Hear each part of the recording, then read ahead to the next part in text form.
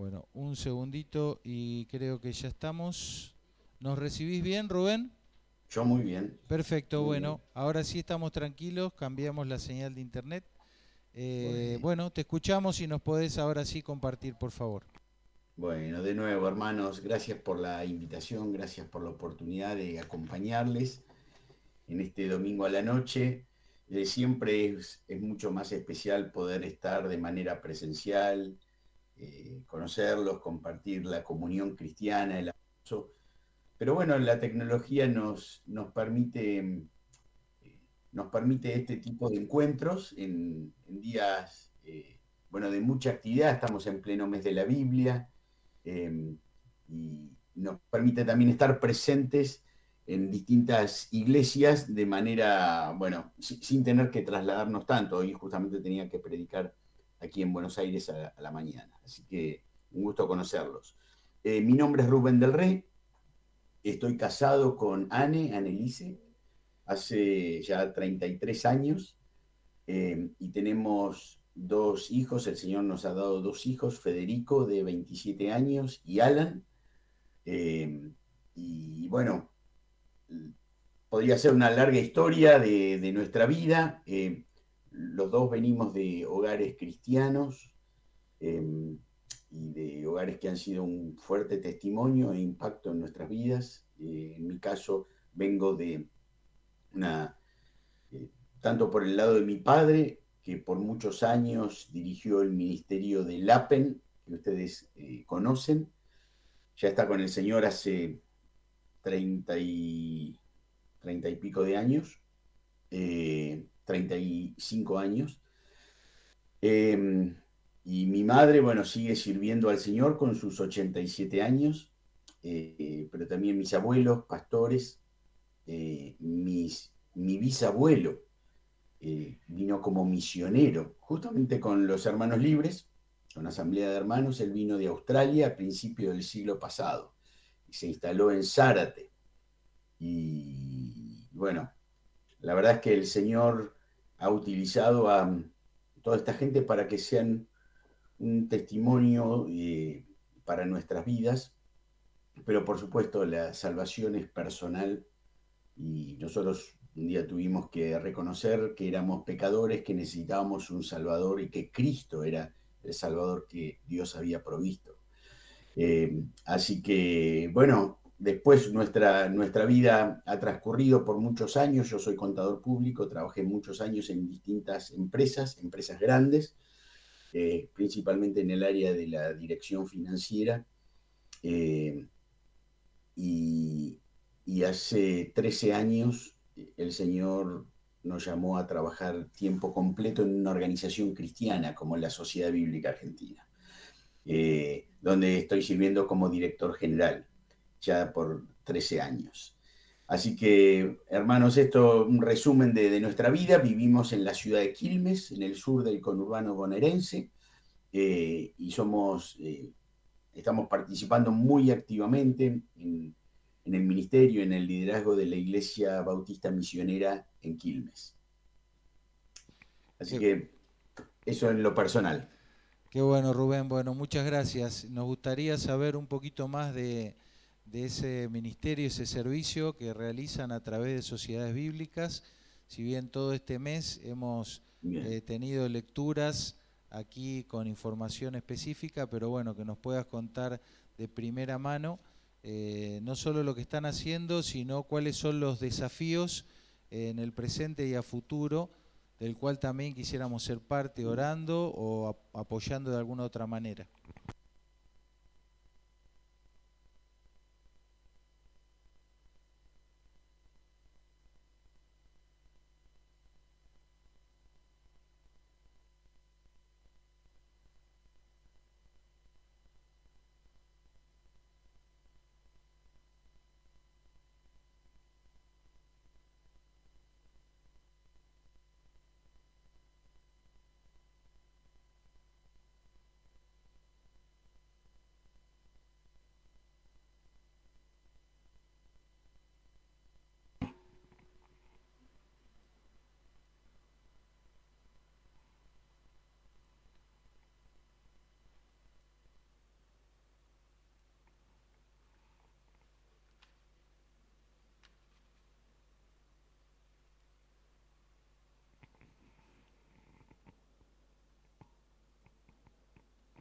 61-62.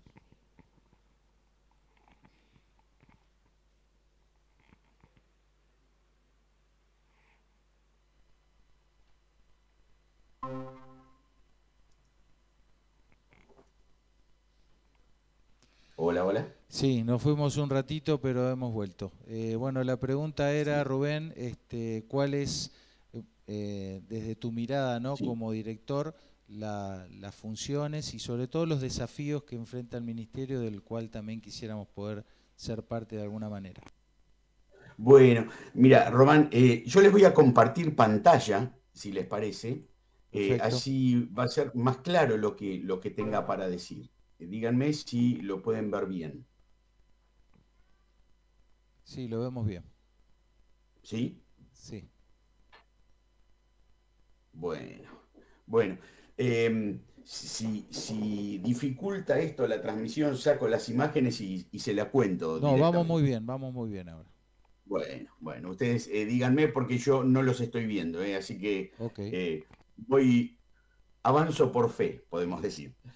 Eh, Algo sobre la sociedad bíblica argentina. Es interesante, creo, saber que el año que viene la sociedad bíblica en Argentina va a cumplir 200 años de existencia. 200 años, hermanos. Hace 200 años, y esto me parece que es importante decirlo para los creyentes más nuevos que no conocen tanto de la historia. Hace 200 años no había iglesias evangélicas en la Argentina. Ni siquiera había misioneros. Llegaron varios años más tarde. Pero sí aquellos primeros hombres y mujeres de la sociedad bíblica, primero fue la sociedad bíblica británica, luego la sociedad bíblica americana, dispuestos a pagar el precio de sembrar la buena semilla de la palabra de Dios en terreno difícil, duro, pedregoso, pero hoy, por la gracia de Dios, estamos cosechando el fruto de lo que otros sembraron. Eh, la verdad es que la tarea que hicieron fue colosal. Hay una historia realmente muy preciosa, una historia de 200 años que queremos, bueno, contar a las iglesias, porque es muy inspiradora, muy animadora, llena de testimonios de lo que Dios ha hecho por medio de su palabra. Y estos hombres, bueno, fueron distribuyendo Biblias casa por casa, rancho por rancho, y realmente predicando el Evangelio. Ahí la foto que aparece es la de uno de los próceres de la obra bíblica en Argentina, Diego Thompson, que él llegó a poner la palabra de Dios en cada escuela de la República Argentina. Uno de los amigos de los héroes de la independencia, ya por 1818. ¿Cuál es nuestro... perdón, así que lo que quiero decir es que el año que viene, esta celebración de 200 años no es una celebración de una institución o de un ministerio cristiano. Creemos que es una celebración de la Iglesia de Cristo en la Argentina y queremos invitarlos a unirse en oración y en gratitud a Dios por todo esto. ¿Cuál es nuestro lema, nuestra misión? Nosotros decimos que queremos que toda la gente en todo lugar se encuentre con Dios y su Hijo Jesucristo a través de la Biblia, en el idioma en el que piensa y siente, en formatos que favorezcan el entendimiento y sin que el dinero sea un impedimento. Y para esto servimos a las iglesias traduciendo, publicando, difundiendo y exaltando la palabra de Dios, poniendo la palabra de Dios en alto. Eh, la tarea de la sociedad bíblica es muy diversa y no quiero consumir demasiado del tiempo de ustedes en esta noche porque podría estar horas hablando de esto. Una de las tareas que ha sido central a lo largo de casi más de 150 años ha sido la tarea de la traducción de la Biblia. Y la traducción de la Biblia principalmente para las distintas lenguas que hablan las comunidades indígenas en nuestro país. Bueno, estoy hablando con hermanos de Formosa, ustedes saben muy bien a qué me estoy refiriendo.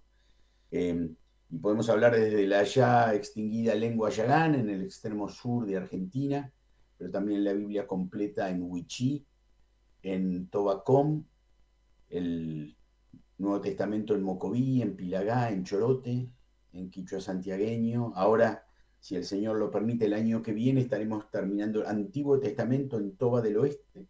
Justamente son formoseños los traductores, eh, hermanos que vivían en el Churcal y que, bueno, con la inundación allí perdieron todo, tuvieron que salir. Y, va a ser la tercera comunidad en tener la Biblia completa traducida en su lengua. Aquí estamos hablando de proyectos largos, difíciles, eh, que en muchos casos se trata de lenguas ágrafas que ni siquiera estaban puestas por escrito, por lo cual la traducción de la Biblia comienza con la creación de las grafías y lo que permite es que una lengua pueda permanecer en el tiempo y los padres, las madres puedan educar a sus hijos con la palabra de Dios en la lengua de su corazón. Pero también estamos traduciendo en este momento la Biblia a la lengua de señas argentina para la comunidad sorda.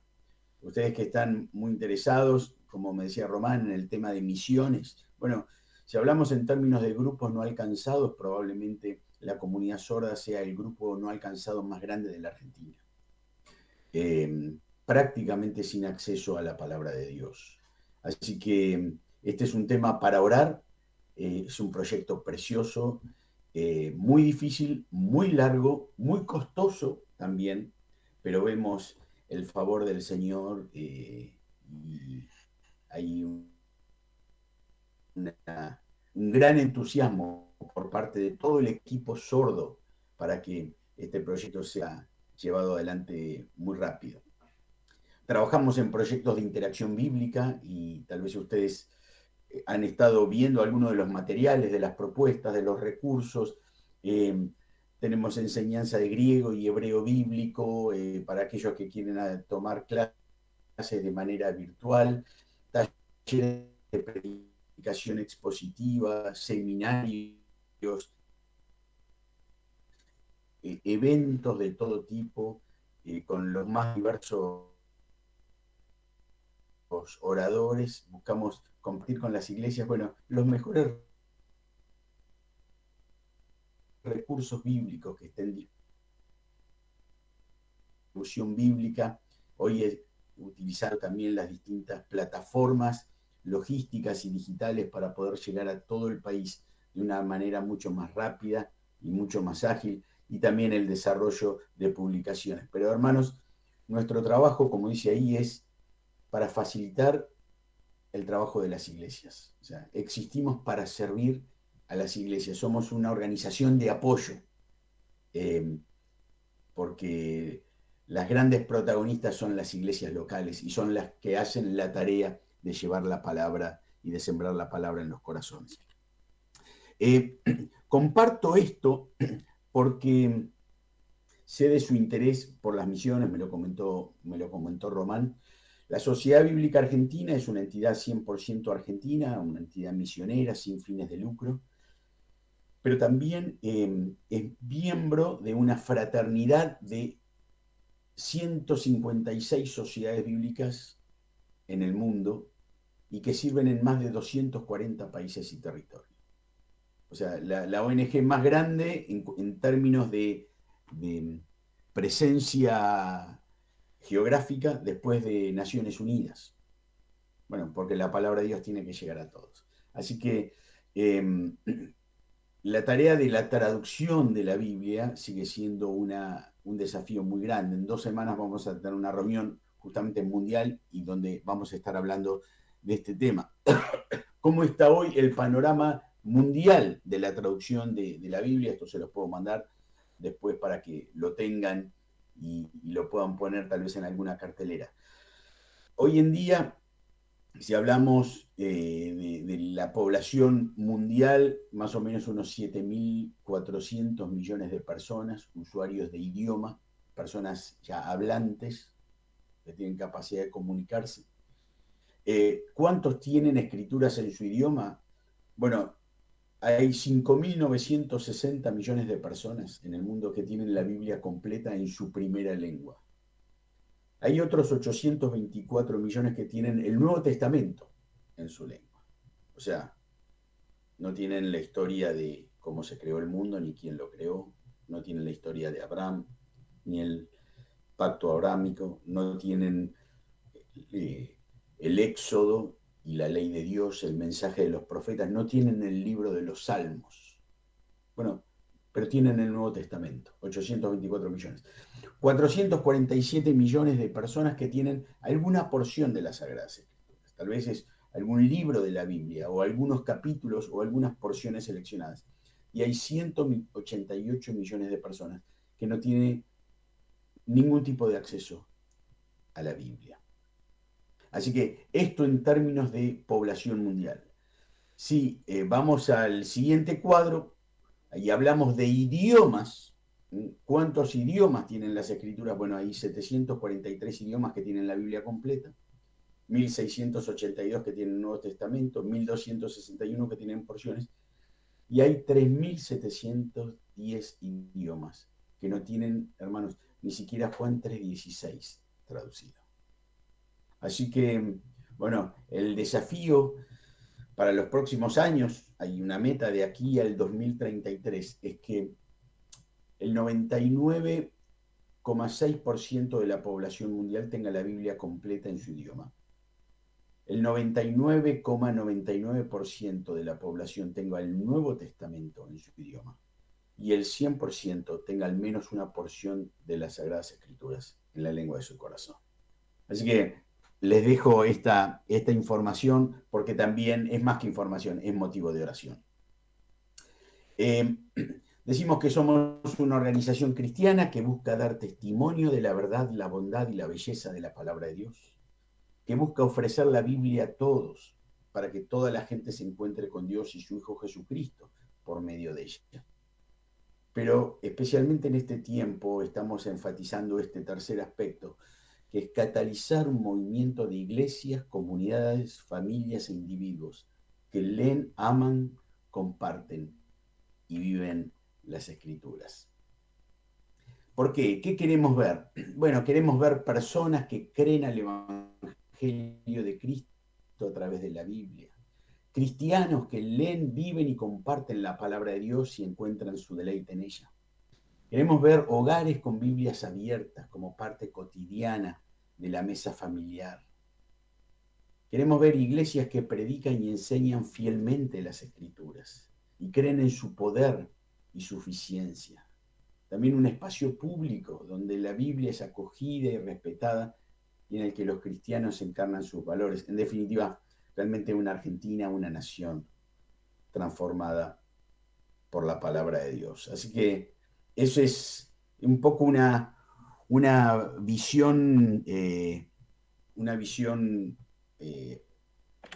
general de la tarea de la sociedad bíblica. Podría seguir hablando muchísimo más, pero creo que esos son algunos de los aspectos centrales. Qué bueno, qué bueno. Gracias, Rubén. Estamos muy motivados con todo esto que nos compartís y bueno, sentite con libertad para abrir esa preciosa palabra de Dios y darnos el mensaje que el Señor puso en tu corazón.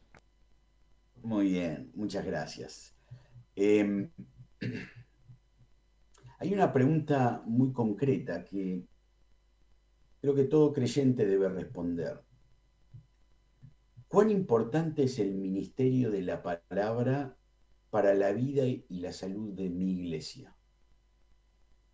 Es muy importante, es bastante importante, es una de varias cosas que son importantes. Bueno, la verdad es que Dios utiliza su palabra obrando a través de su espíritu para el crecimiento de la iglesia. Dios creó el universo por medio de su palabra y sustenta todas las cosas con su palabra, pero también crea y hace crecer a su iglesia por medio de su palabra.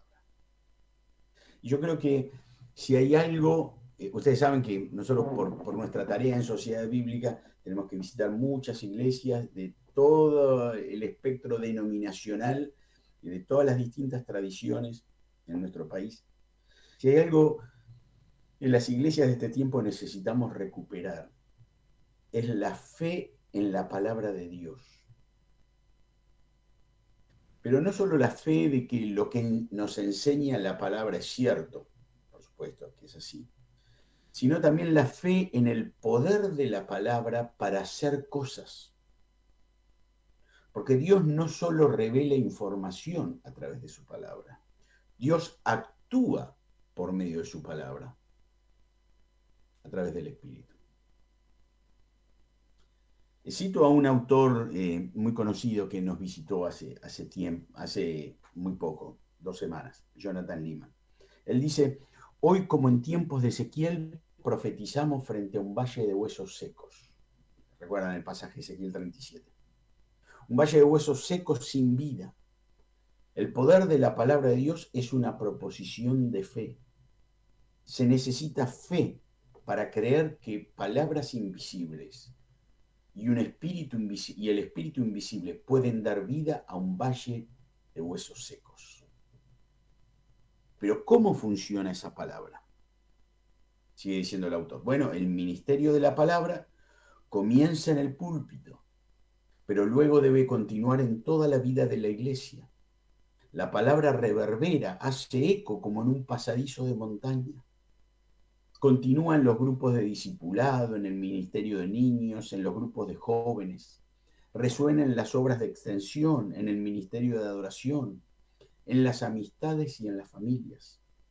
La palabra también resuena a través de la música y las oraciones de la iglesia y a través de las conversaciones entre los creyentes y con los que aún no lo son. Pero las palabras no deben detenerse allí. Las puertas de la iglesia deben abrirse y las palabras de Dios deben resonar en las puertas, en la calle y en los hogares y lugares de trabajo de los miembros. El sonido que comenzó en el púlpito debería reverberar en las cocinas de las casas, en los dormitorios de los niños, en los gimnasios, en las oficinas, en las fábricas, en los colegios y en los colectivos. Debe resonar a través de correos electrónicos, mensajes de texto y hasta los estados de WhatsApp. Hay 2 versículos muy preciosos que expresan esta idea con toda claridad y en los que quisiera meditar en esta noche. Y están en Colosenses capítulo 3, versículos 16 y 17. Colosenses 3, 16 y 17. Y dice así la palabra del Señor. La palabra de Cristo more en abundancia en vosotros, enseñándoos y exhortándoos unos a otros en toda sabiduría, cantando con gracia en vuestros corazones al Señor, con salmos e himnos y cánticos espirituales. Y todo lo que hacéis, sea de palabra o de hecho, hacedlo todo en el nombre del Señor Jesús, dando gracias a Dios Padre por medio de Él.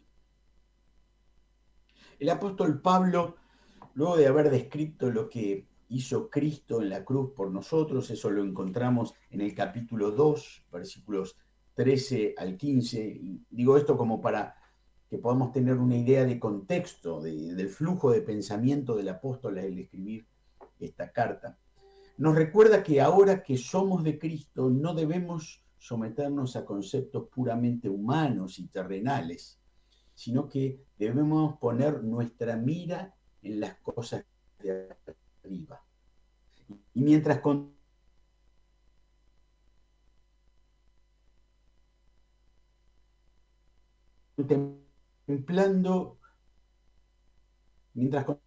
contemplamos al Señor poniendo nuestra mirada de santificación. Para el creyente es muy sencillo. Y lo que encontramos en estos versículos lo vemos además en el resto de la Escritura.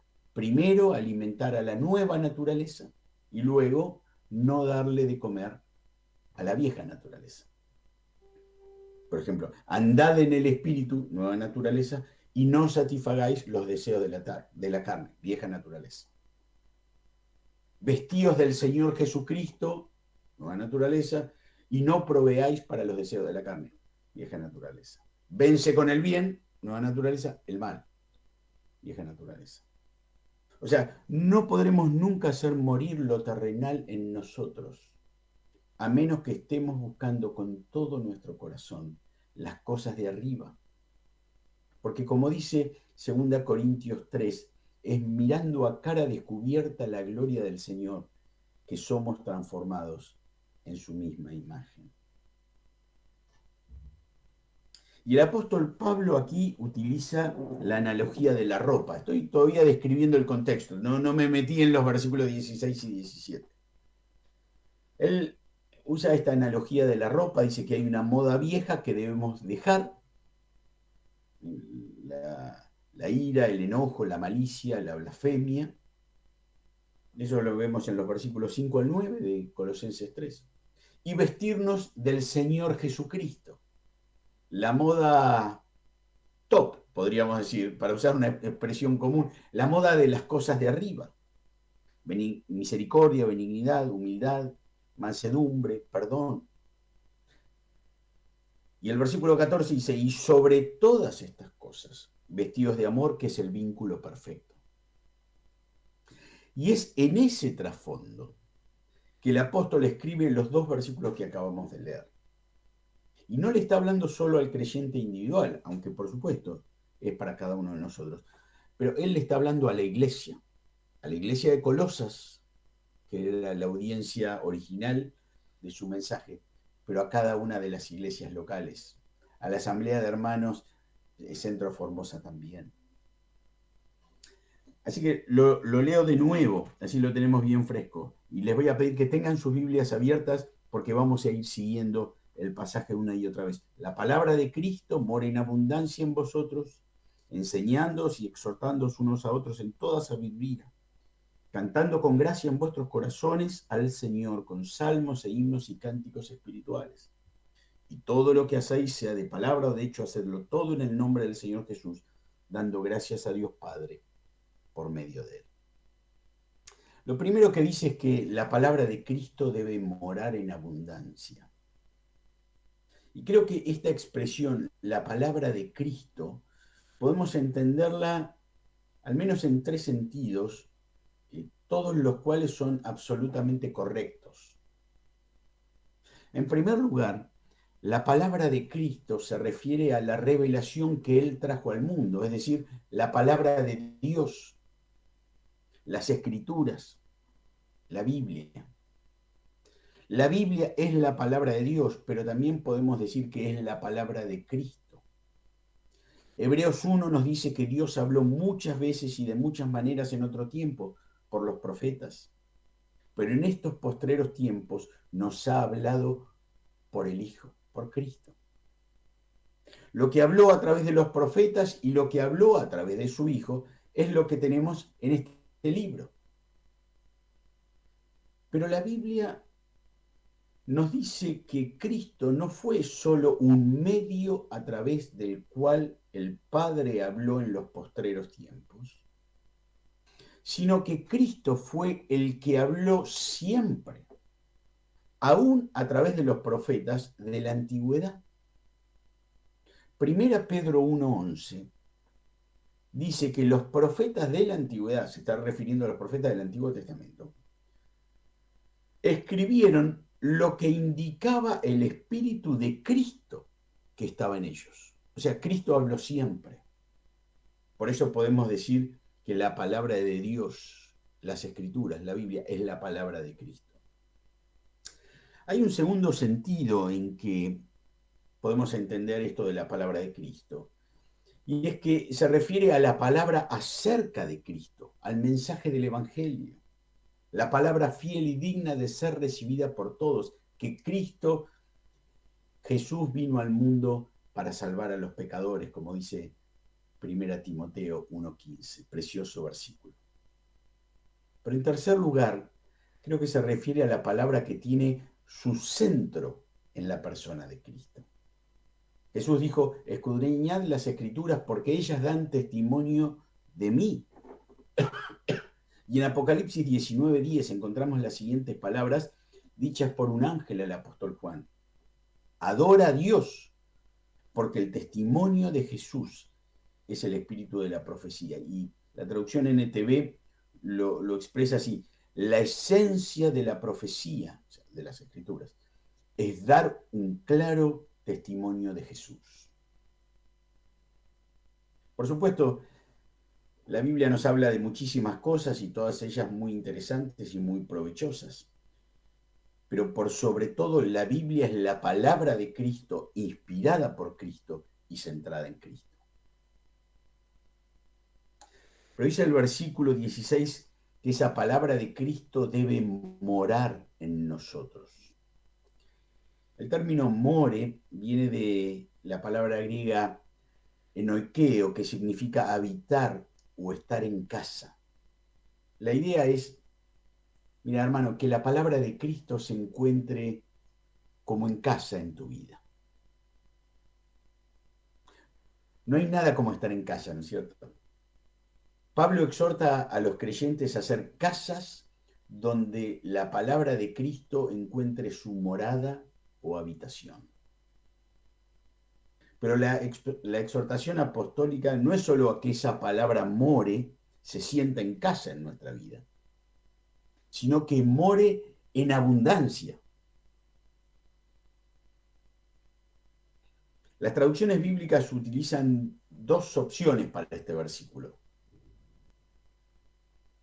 Algunas, como Dios habla hoy, toman el término abundantemente para referirse a la palabra de Cristo, y otras, como Reina Valera, para referirse a la manera en que debe habitar en nosotros. Te lo explico un poco mejor. Dios habla hoy, traduce, que el mensaje de Cristo permanezca siempre en ustedes con todas sus riquezas. Está hablando de la abundancia de la palabra de Cristo, de la riqueza de la palabra de Cristo. Y es verdad, el mensaje de la palabra de Dios tiene riquezas más grandes de las que podemos imaginar. Es deseable más que el oro y más que mucho oro afinado y dulce más que miel y que la que destila del panal, decía el salmista en el 19:7. Mejor me es la ley de tu boca que millares de oro y plata, decía el otro salmista en el 119. Pero esa palabra no solo es rica y abundante, sino, como acabamos de leer, debe morar abundantemente en nosotros.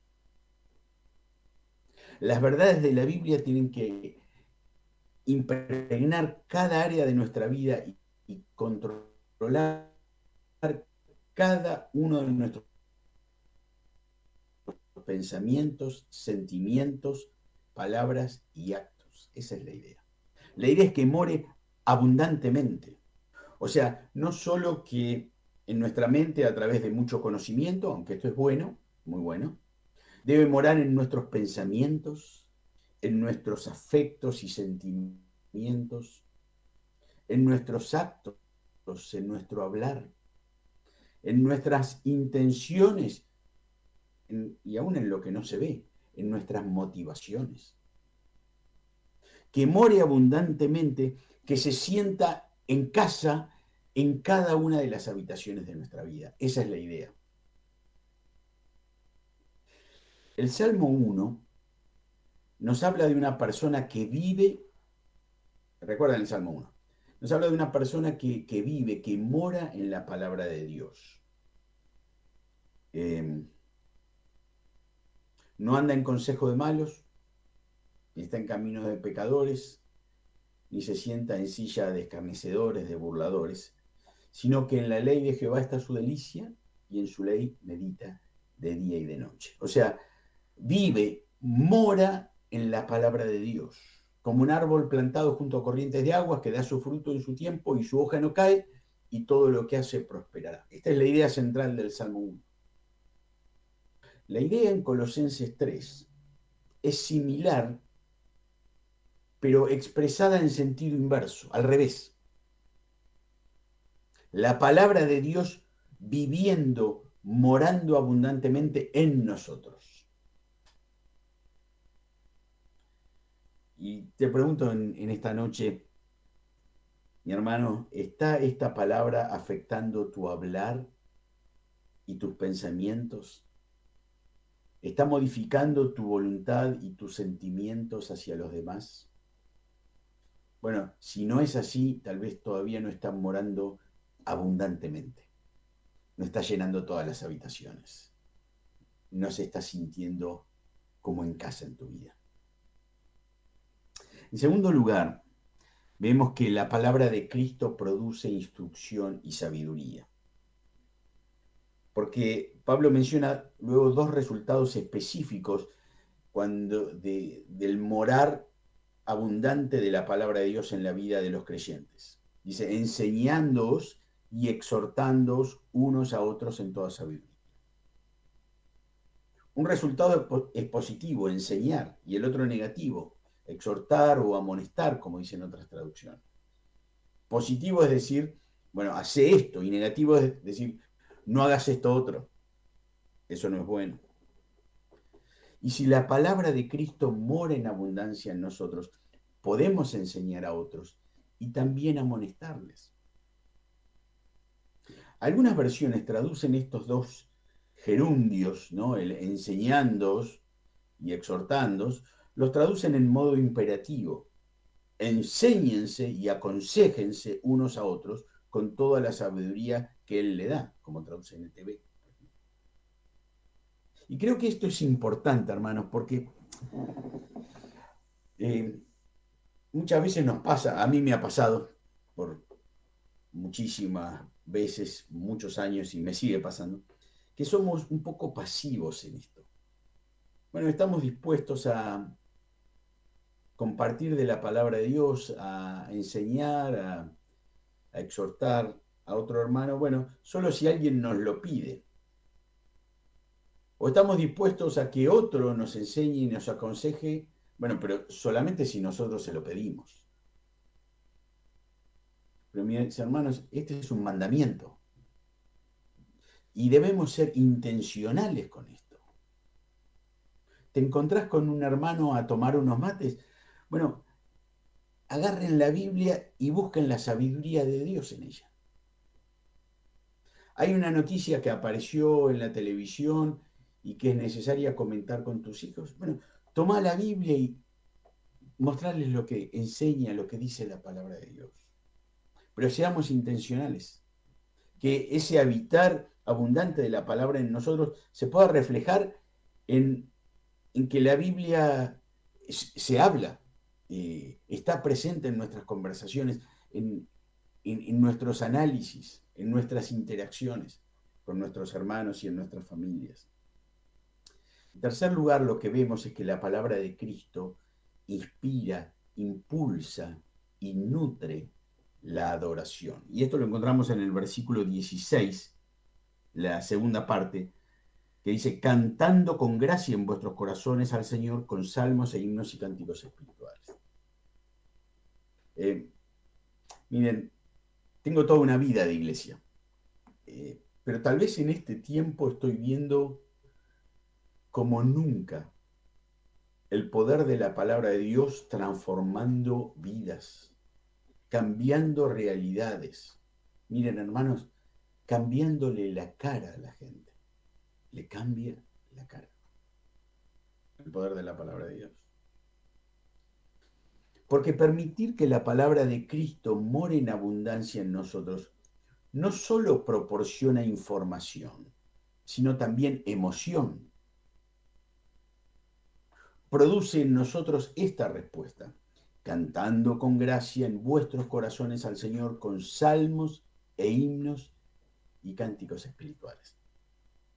Bueno, los salmos eran tomados del libro de los Salmos en el Antiguo Testamento y se les ponía música en ese tiempo como seguimos haciéndolo hoy. Tantas veces, qué hermoso, cantamos salmos. Hoy hemos dejado en las iglesias de cantar algunos salmos, tenemos que volver a eso, muy precioso cantar palabra de Dios. Los himnos eran, bueno, la expresión de la alabanza a Dios. Algunos comentaristas sostienen que algunos pasajes del Nuevo Testamento son himnos que se cantaban en la iglesia primitiva. Por ejemplo, Colosenses 1, del 15 al 20, Filipenses 2, haya pues en vosotros este mismo sentir, y tantos otros, ¿no? Y los cánticos espirituales destacaban el aspecto del testimonio, como en Apocalipsis 5, expresando lo que Dios ha hecho por nosotros. Pero el apóstol dice, cantando con gracia. Y aquí, como dicen otras traducciones, podríamos decir, cantando con gratitud, con corazón agradecido. cantando con gratitud por la gracia de Dios. Y debemos cantar, dice, en nuestros corazones. Esto no significa que no debemos alzar la voz, no. Hermoso, hoy a la mañana en nuestra iglesia cantábamos, miren, es impresionante, cada vez cantan más fuerte los hermanos y es hermoso escuchar a los niños casi gritando en el canto congregacional. Hermoso, por supuesto, debemos alzar la voz. Pero lo que está diciendo es que lo que se dice con la boca debe expresar lo que hay en el corazón. En Amós 5:23, el Señor reprende a la Israel idólatra y desobediente. Dice, quita de mí la multitud de tus cantares, pues no escucharé las salmodias de tus instrumentos. Y la traducción en lenguaje actual lo expresa así, vayan a cantar a otra parte, no quiero oír esa música de arpa. Y yo la traduciría así, versión ultra popular, aflojá con la guitarrita, quiero escuchar tu corazón, cantando en vuestros corazones. Hermanos, creo que tenemos una gran necesidad de volver a incorporar verdad bíblica en nuestra himnología. Hay canciones muy buenas, siempre hay canciones nuevas y que son preciosas, pero también hay muchas que están totalmente centradas en el hombre, llenas de sentimentalismo, en lo que yo siento simplemente, pero faltas de verdad de Dios. Pero la alabanza es la respuesta del pueblo de Dios a la revelación de Dios. Como dice el Salmo 56, en el día que temo yo en ti confío, en Dios alabaré su palabra. Por supuesto, esto no significa alabar un libro, sino alabar al Señor en respuesta a lo que Él nos ha revelado por medio de su santo libro. En cuarto lugar, la palabra de Cristo guía cada acción y conduce a la gratitud. Versículo 17 dice, y todo lo que hacéis, sea de palabra o de hecho, hacedlo todo en el nombre del Señor Jesús, dando gracias a Dios Padre por medio de Él. Miren, hay una actitud con la cual no debemos hacer nada. Filipenses 2:3, nada hagáis por contienda o por vanagloria, ¿no? Y hay una actitud con la cual debemos hacer todo en el nombre del Señor Jesús, como acabamos de leer. Hacer todo en el nombre del Señor Jesús significa actuar de manera consecuente con su carácter y con su voluntad. Porque el fin de una vida llena de la palabra de Dios es la gloria de Dios, del Dios de la palabra por medio de Jesucristo. Te repito, el fin de una vida llena de la palabra de Dios es la gloria del Dios de la palabra por medio de Jesucristo. Y si seguís leyendo el pasaje de Colosenses hasta el final, vas a ver que los resultados de ese morar en abundancia de la palabra en la iglesia van a ser maravillosos. Porque encontramos una vida de edificación mutua, con creyentes enseñándose y exhortándose unos a otros en toda sabiduría. Una vida de alabanza, cantando con gracia al Señor en los corazones. Una vida familiar ordenada, de amor sacrificial, de sumisión gozosa, de padres amorosos y de hijos obedientes. Todo lo que sigue diciendo. Una vida de trabajo que honra a Dios, con empleados que hacen todas las cosas como para el Señor y con patrones conscientes de que sirven a un amo que es superior a ellos. Finalmente, una vida perseverante de oración, un andar sabio y un hablar lleno de la gracia de Dios. Todo eso es lo que sigue. Mi hermano, ¿es esa tu experiencia con la palabra de Cristo? ¿Es esa la manera en que mora abundantemente en vuestra amada congregación? Que así sea, hermanos, y que el Señor los bendiga. Amén, amén. Gracias, querido Rubén, por compartirnos la palabra de Dios y dejarnos esta amonestación, este desafío. Estamos terminando aquí el culto. Quisiéramos orar nuevamente por ti, por tu familia, por el Ministerio de Sociedades Bíblicas y pidiéndole al Señor que esta semilla sembrada hoy germine en cada uno de nuestros corazones. Oramos.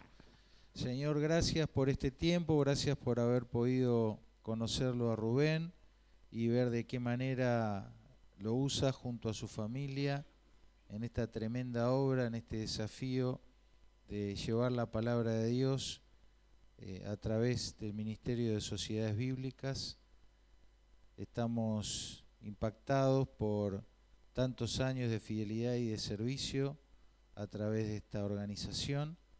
Y también, Señor, por el desafío de seguir llevando y levantando en alto la palabra de vida a hogares, a personas que aún no la han recibido, y poder hacerlo, Señor, como aprendimos hoy, a través de tener a la Biblia, a las palabras de Cristo morando en abundancia en nosotros y llevándonos por el camino de la sabiduría y transformando nuestras vidas. Gracias, Señor, por el mensaje que hemos recibido. Nos vamos animados, reconfortados, exhortados, desafiados por tu misma palabra, Señor, a abrazarla, a amarla, a conocerla, a vivirla y a proclamarla. Señor, oramos por Rubén, su esposa, sus hijos y el resto de los hermanos y las hermanas que te sirven fielmente a través de sociedades bíblicas. Esfuérzales, provee para sus necesidades, Señor, y continúa utilizándolos en la labor y que desde aquí, desde Formosa, desde la Asamblea de los Hermanos, podamos ser parte de alguna u otra manera de esta tarea. Te agradecemos por esta preciosa noche que nos has dado, Señor. Oramos en el nombre y por los méritos de Cristo Jesús. Amén. Amén. Amén. Gracias, Rubén, querido. Que el Señor te bendiga. Un cariño a todos. Bendiga, hermanos. Dios los bendiga. Adelante con toda la preciosa tarea que realizan. Amén. Gracias. Buenas noches. Muy bien, queridos. Están todos liberados. Buena semana. El Señor les bendiga. Y acá Nini me hace señas, ¿sí? Tenemos resuelto el problema de la cena y el desayuno de mañana, ¿no? ¿Sí? Hablen con Nini al fondo.